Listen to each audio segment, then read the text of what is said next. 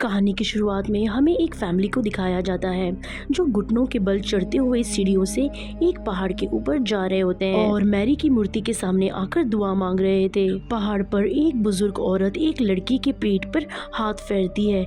इस लड़की का नाम वलेरिया है और ये लड़की ही कहानी की मेन कैरेक्टर है।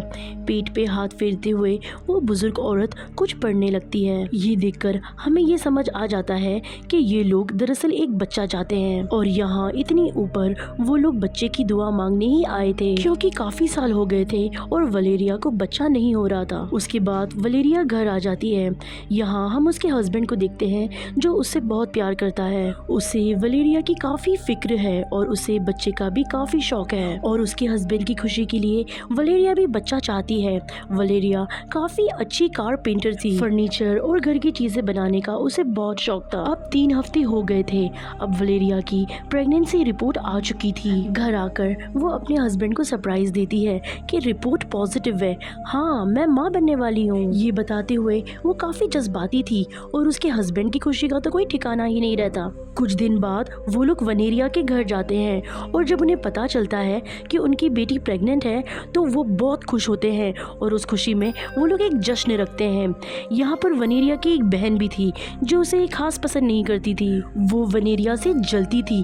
वो उसकी माँ बनने की खुशी से ज्यादा खुश नहीं दिखाई दे रही थी। इसलिए जब वहाँ पर सब लोग खाना खा रहे थे वो वनेरिया को शर्मिंदा करने के लिए उसके बचपन के कुछ किस्से सुना रही थी। कहती है कि एक दिन पड़ोसियों ने वनेरिया को अपना बच्चा संभालने दिया, लेकिन जैसे कि इसके खुद के बच्चे नहीं है तो उसने उस बच्चे को गिरा दिया। इसे बच्चा संभालना तो आता ही नहीं है।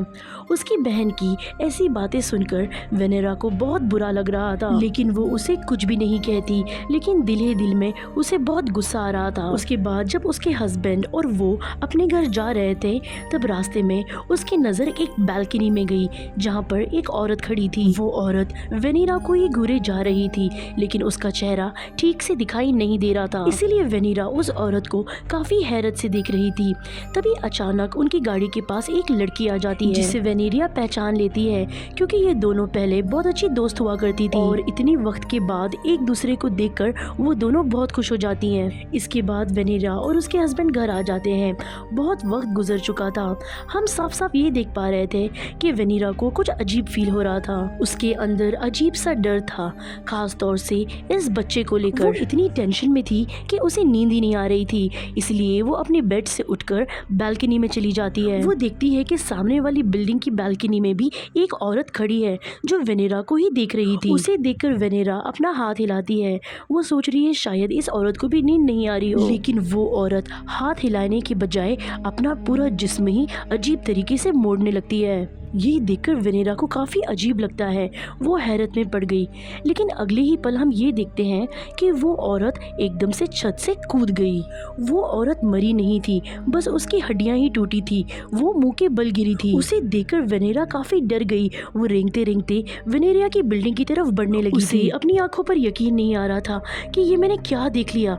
वो जोर जोर से चिल्लाने लगी, लेकिन वो औरत लगातार वनेरिया की बिल्डिंग की तरफ ही बढ़ती जा रही थी। ये देखकर वनेरिया की मुंह से जोरदार चीख निकल गई, जिसकी वजह से उसका हस्बैंड जाग गया। वो जल्दी से अपने हस्बैंड के पास आती है और उसे उठाकर बाहर लाती है। सारी बात समझाकर उस औरत की तरफ इशारा करती है, लेकिन हैरत की बात यह है कि बाहर कोई भी नहीं होता। उसका हस्बैंड वनेरिया से कहता है कि जब कोई औरत माँ बनती है उसके दिल में ऐसे सब ख्याल आते रहते हैं, तुम टेंशन मत लो। ये कहकर वो बात को नजरअंदाज कर देता है। वनेरिया सोचती है कि अगर मैं फ्री रही तो मैं इधर उधर की बात सोचकर खुद को परेशान रखूंगी, इससे अच्छा है मैं कुछ काम करूं। इसलिए खुद को मसरूफ रखने के लिए वो अपने बच्चे का कमरा तैयार करती है, जैसे कि कमरे की साफ सफाई करती है, दीवारों को पेंट करती है और झूला वगैरह लगाती है। और रात को अपने हस्बैंड से कहती है कि आज मेरा सोने का दिल नहीं कर रहा तो आज आप भी ना सोए, चले बातें करते हैं। तभी उसका हस्बैंड ये कहकर मना कर देता है, नहीं वनेरिया बिल्कुल नहीं, तुम्हें सोना चाहिए, पूरी नींद लेनी चाहिए और अगर तुमने पूरी नींद नहीं ली तो ऐसा बच्चे पर असर पड़ता है। इतना कहने के बाद वो खुद ही सो जाता है। ये सुनकर वेनेरिया का दिल बहुत टूट जाता है। अपने हस्बैंड और बाकियों के ऐसे बर्ताव से वो बहुत परेशान हो गई थी। सोचने लगती है कि किसी को भी मेरी परवाह नहीं है, हर किसी को बस इस बच्चे की पड़ी है। अब तो मुझे बस ऐसा लग रहा है कि बच्चा पैदा करना ही मेरी जिंदगी का मकसद है। यही सोचते हुए वो आज भी नहीं सोई। वो एक फ्लैट में रहती थी। तभी उसे एक आवाज आती है। आवाज की वजह से वो घर में चेक करने लगती है। जब उसे कुछ नहीं मिलता तो वो अपने घर के बाहर आकर चेक करने लगती है। जब वो वहाँ बाहर जाकर सीढ़ियों से नीचे चेक करती है तब हम ये देखते हैं कि वो औरत जो छत से कूदी थी, जिसकी हड्डियां टूट गई थी, वो रेंगते हुए वेनेरिया के घर के अंदर घुस जाती है। जिसके बाद दरवाजा जोर से बंद हो गया। दरवाजे की बंद होने की आवाज से वेनेरिया बहुत डर गई। जल्दी से अपने घर के बाहर आकर वो दरवाजा पीटने लगती है। दरवाजे की आवाज से उसके हस्बैंड की आंख खुल जाती है। वो दरवाजा खोलता है तब वेनेरिया घर के अंदर आकर घर को चेक करने लगती है। उसे घबराया हुआ देखकर उसका हस्बैंड उससे पूछता है कि क्या हुआ, कहाँ गई थी तुम और इतनी घबराई हुई क्यों लग रही हो। तो वो बताती है कि जब मैं घर के बाहर थी तब मैंने जोरदार दरवाजे की आवाज सुनी। मुझे ऐसे लगता है कि घर के अंदर कोई घुस आया है। तभी उसका हस्बैंड उसे समझाते हुए कहता है, देखो ऐसा कुछ नहीं है, तेज हवा की वजह से दरवाजा बंद हुआ होगा। ये सारी हालातों की वजह से वेनेरिया काफी परेशान हो गई थी। वेनेरिया को ऐसे लग रहा था कि शायद उसके ऊपर कोई बुरा साया आ गया हो। इसलिए वो अपनी मॉम के साथ एक औरत के पास गई जो जादू करने और इस तरह के रिचुअल्स करने में काफी ज्यादा माहिर थी। वो वेनेरिया पे भी रिचुअल कर कर चेक करती है कि आखिर मसला क्या है। वो कहती है कि तुम्हारा बच्चा बिल्कुल नॉर्मल होगा और सब चीज अच्छा होगा, लेकिन मुझे कहीं कहीं तुम्हारे ऊपर कोई बुरे असरात दिख रहे हैं। लेकिन तुम फिक्र मत करो, मैं सब कुछ ठीक करने की कोशिश करूंगी। अब दिन ऐसे ही गुजरते गए, लेकिन वो बुरे ख्यालात वेनेरिया को अभी भी परेशान कर रहे थे। जैसे कि एक दिन वो सोने की कोशिश कर रही थी तब उसे ऐसा लग रहा था कि वो रेंगने वाली औरत उसके कमरे में आ गई हो और उस औरत ने मेरा पैर पकड़कर मोड़ दिया हो, जिससे मुझे इतनी तकलीफ हुई कि मैं सोते हुए जाग गई। इस वक्त उसका हस्बैंड घर पर ही था। उसकी चीख की आवाज सुनकर वो फौरन उसके पास आ गया। उसे अभी भी वेनेरिया का ये एक बुरा सपना ही लगता है। पर यहाँ पर हमें वेनेरिया के पास्ट यानी माजी में ले जाया गया। जब भी वो जवान तो थी और उसकी उम्र बहुत कम थी, तभी वेनेरिया और उसकी वो दोस्त जो उसे उस दिन मिली थी, वो दोनों बहुत अच्छे दोस्त हुआ करते थे, बल्कि एक दूसरे से प्यार किया करते थे, बल्कि हमेशा एक दूसरे का साथ निभाते थे। कुछ भी करना होता दोनों एक साथ करते थे। अभी यानी प्रेजेंट टाइम में वेनेरिया खुद को कमजोर समझ रही थी, इसीलिए वो अपनी उसी दोस्त के पास जाती है, क्योंकि वेनेरिया उसे बहुत याद कर रही थी और रात में भी दोनों साथ ही थे। पर ये सब वेनेरिया अपने हस्बैंड से छुप कर रही थी। अब अगले दिन वेनेरिया के मॉम डैड उसे अपने घर पर बुलाते हैं, क्योंकि वेनेरिया के मॉम डैड और बहन कहीं जा रहे थे। क्योंकि वेनेरिया के बहन के बच्चे घर पर अकेले थे, इसलिए वो लोग वेनेरिया को घर पर छोड़ते हैं ताकि वो बच्चों का ध्यान रख सके। अब घर में 2 बच्चे और वेनेरिया ही थे। हालांकि वेनेरिया उनकी आंट थी, लेकिन फिर भी वो बच्चे वेनेरिया से काफी बदतमीजी करते हैं, उसका मजाक बनाते हैं और काफी बुरा बर्ताव करते हैं। ये देखकर वेनेरिया को गुस्सा तो बहुत आया, लेकिन वो इन्हें कुछ कह भी नहीं सकती थी। वो बेचारी किचन में जाकर बहुत रोई और जब वो रो रही थी तो सामने मिरर में वो औरत उसे दोबारा दिखी जो बुरी तरीके से मुड़ रही थी, जिसे देखकर वेनेरिया बहुत डर जाती है। वो बच्चों को लेकर एक रूम में चली जाती है। बच्चों को लेकर वो बेड पर बैठ जाती है। वो काफी डर गई थी। उसे एक डरावनी सी आवाज भी सुनाई दी थी। तभी ये देखकर बच्चे भी काफी डर जाते हैं। अब हमें ये पता चला कि जाने से पहले वेनेरिया के डैड ने उसे एक बटन दिया था कि कभी कोई मसला हुआ तो ये बटन दबा देना, तुम्हारी मदद करने के लिए पड़ोसी आ जाएंगे। और अभी इससे बड़ी और क्या मुसीबत हो सकती थी, इसीलिए वेनेरिया उस बटन को दबा देती है। इसके बाद पड़ोसी वहाँ आ गए। वो पूरे घर को चेक करते हैं, लेकिन उन्हें वहाँ कुछ भी नहीं मिलता। लेकिन उनके डॉग को मार दिया गया था। सबको लगता है कि वो पागल हो रही थी। उसका दिमागी संतुलन काफी खराब है। उसकी बहन तो उसे काफी बातें सुनाने लगती है, क्योंकि जब वेनेरिया उसके बच्चों को कमरे में ले जा रही थी तब उसके बच्चों को चोट लग गई थी। तो उसकी बहन को ऐसा लगता है कि वेनेरिया ने जानबूझकर बच्चों को चोट पहुंचाई और बच्चों को डराने के लिए उसने डॉग को मार दिया। ये सब देखकर वेनेरिया दुखी हो जाती है और अपने गम को हल्का करने के लिए अपने बच्चे के कमरे में जाकर सिगरेट पीने लगती है। वहाँ पर उसकी नजर झूले पर पड़ती है। वो देखती है कि झूले में से किसी का हाथ दिखाई दे रहा है, जैसे कोई वहाँ से बाहर आने की कोशिश कर रहा हो, जिसे देखकर वो इतना डर जाती है कि चिल्लाते हुए बाहर आ जाती है। वेनेरिया की आवाज सुनकर उसका हस्बैंड वहाँ आ जाता है, लेकिन तभी उसे कुछ जलने की स्मेल आ जाती है। पर जब इन्होंने बच्चे के कमरे में जाकर देखा तब बच्चे के झूले में आग लगी हुई थी। झूले को पूरी तरीके से जला दिया दिया गया था। ये देखकर वेनेरा के हस्बैंड को वेनेरा पर ही शक होने लगा। वो कहता है कि अब तक मैं तुमसे प्यार से पेश आ रहा था, लेकिन अब मुझे पूरा यकीन हो गया कि तुम ये बच्चा चाहती नहीं, इसीलिए ऐसी हरकत कर रही हो। इन हालातों से वो बिल्कुल तंग आ चुका था, इसीलिए अपनी मॉम को बुलाता है, जहाँ ये लोग फैसला करते हैं कि हम वेनेरा को मेंटल हॉस्पिटल में दाखिल कर देंगे, बच्चे की खातिर, बस कुछ दिन के लिए, क्योंकि वो बच्चे को कोई नुकसान ना पहुंचाए। अब शाम में वेनेरा काफी उदास थी, इसलिए क्लब में आ गई, जहाँ सब लोग पागलों की तरह डांस कर रहे थे। अभी सब लोगों के बीच में भी उसे अजीब ख्याल आने लगे। सभी लोगों के उसे डरावनी चेहरे दिखाई दे रहे थे, और फिर अचानक उसकी तबीयत खराब होने लगी, क्योंकि उसके बच्चा पैदा होने का वक्त आ गया था। और उसके अगले ही पल हम उसे हॉस्पिटल में देखते हैं, जहाँ पर वो एक बच्चे को पैदा करती है। वो बिल्कुल सही सलामत पैदा होता है। इस बारे में उसके हस्बैंड को बताया गया, तो वो फौरन वहाँ पर आ गया। बच्चा पैदा होने पर वो बहुत खुश हो गया।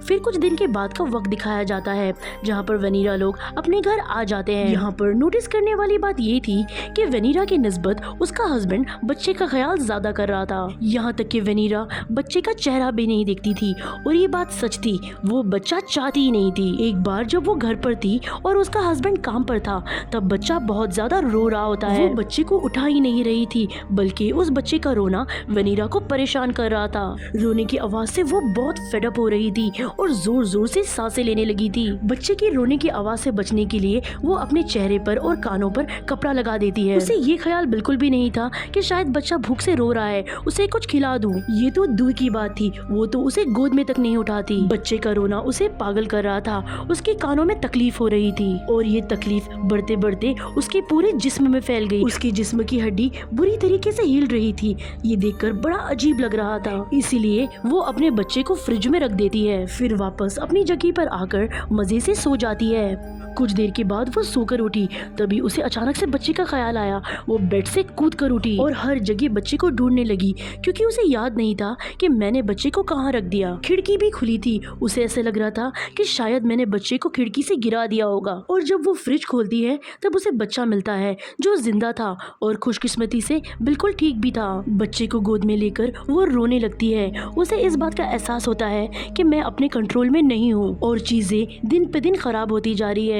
वो इस बारे में अपनी दोस्त को बताती है, और ये दोनों बच्चे को लेकर उसी औरत के पास जाते हैं जो जादू मंतर करने में माहिर थी। यहाँ पर वेनेरिया पहले भी आ चुकी थी, और जब ये लोग वहाँ पर पहुँचते हैं, तब 4 औरतें मिलकर वेनेरिया पर रिचुअल्स करने लगते हैं। वो बच्चे को बांध देते हैं। वो वेनेरिया का मुंह पानी में डुबो देते हैं, जहाँ पर वेनेरिया एक अलग दुनिया में पहुँच जाती है, यानी जंगल में। जंगल में आगे बढ़ने पर वेनेरिया वहाँ पर काफी अजीब औरतों को देखती है। औरतों ने कपड़े नहीं पहने थे, लेकिन वो अपने जिस्म को बहुत अजीब तरीके से मोड़ रहे थे और झुका रहे थे। वो औरतें धीरे धीरे वेनेरिया की तरफ बढ़ने लगी और उसे पकड़कर पूरी तरीके से जकड़ लेते हैं। और जैसे ही उन औरतों ने वेनेरिया को छोड़ा, वो एक खाली कमरे में पहुंच गई थी। तभी वहाँ पर उसे एक औरत खड़ी हुई दिखी, और ये औरत कोई और नहीं बल्कि ये वही साया था, और वही औरत थी जो हमेशा उसे बुरे ख्याल दिखाया करती थी और उसे दिखा करती थी। उस औरत का नाम बोन वुमन था, और जब वो अपना सर मोड़ती है तो वो देखती है कि ये तो उसी का कोई दूसरा रूप है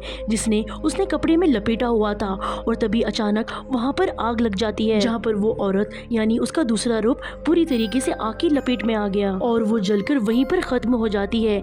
इसी तरीके से वेनेरिया की आँख खुल जाती है, जहाँ पर वो अब सारी सच्चाई जान गई थी, और अब वो दिल से अपने बच्चे को प्यार करती है। अपने बच्चे को वो गले से लगाती है और उसे चूमती है, और फिर वेनेरिया घर पर आ जाती है, जहाँ हमें ये पता चलता है कि वेनेरिया हमेशा से ऐसी जिंदगी नहीं चाहती थी। ना ही वो शादी करना चाहती थी, ना ही वो बच्चे पैदा करना चाहती थी, बल्कि वो अपनी आज़ाद जिंदगी अपनी दोस्त के साथ जीना चाहती थी। और आज वो अपने हस्बैंड को और अपने बच्चे को अलविदा कहकर चली जाती है, क्योंकि वो जानती थी कि वो ये जिम्मेदारी नहीं निभा पाएगी। वेनेरिया इस जिंदगी से तंग थी, क्योंकि जैसे वो नहीं चाहती थी और उसे वैसे ही हिसाब से चलना पड़ रहा था। और यही वजह है कि उसे हर तरफ भूत और शैतान दिखाई दे रहे थे, वो भी उसके अपने ही रूप में। ऐसा लग रहा था कि उसे शैतानों ने जकड़ लिया हो, क्योंकि जैसे ही वो होश में आई, वो सब कुछ जान गई थी। उसका डिप्रेशन, टेंशन, सब चीज बाहर आ गई थी, और वो समझ गई थी कि अब मुझे क्या करना चाहिए। और उसके रूप का बार बार नजर आने का मतलब यही था कि तुम्हें अपनी ये जिंदगी छोड़कर अपने दोस्त के साथ अपनी असली जिंदगी में वापस चले जाना चाहिए, क्योंकि ऐसे घुट घुट कर तुम ऐसे नहीं जियोगी। और इस फिल्म की कहानी यहीं पर खत्म हो जाती है। कहानी अच्छी लगे तो लाइक शेयर और कमेंट कीजिएगा। Thanks for watching.